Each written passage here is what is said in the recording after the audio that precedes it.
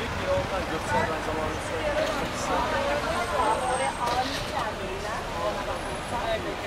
Şey mi oldu? Ama farklı yere git yani desenize.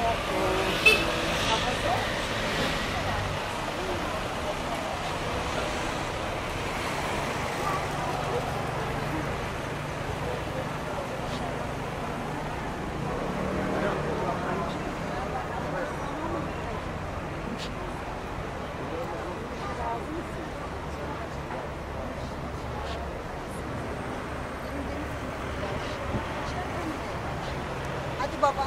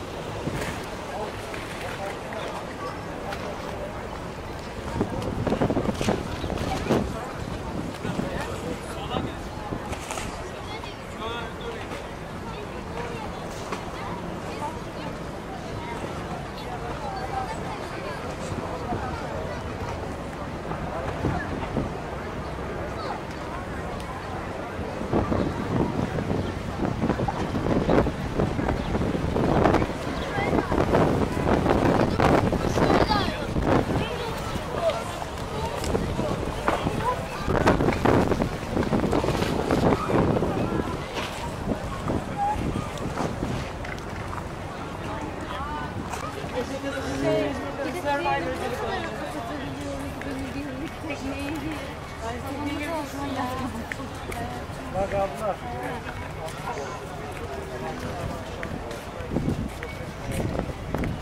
Şu üç var ya. İki oda. İşte bakın. İkizliğinin tam ortasında kalmış. Üç kafayı basamıyor. Diğerler yapıyor.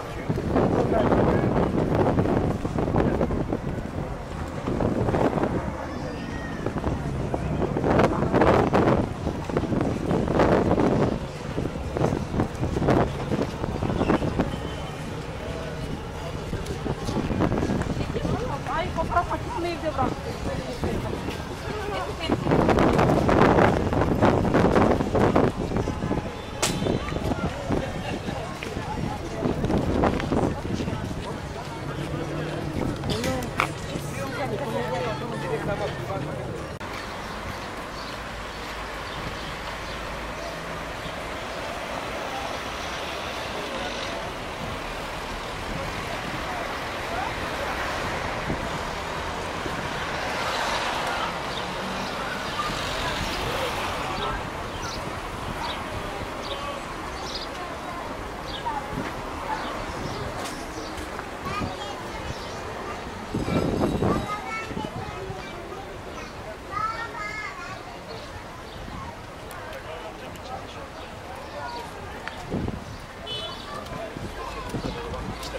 Soracağım mı?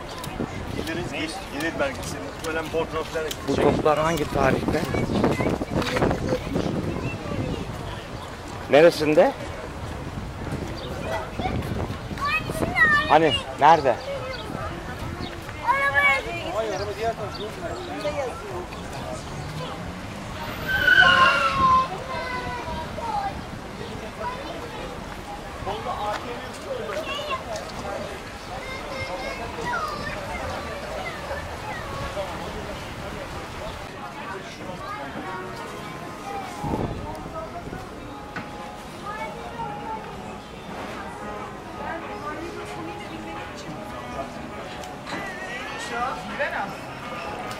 Nerede var ondan Ceylin?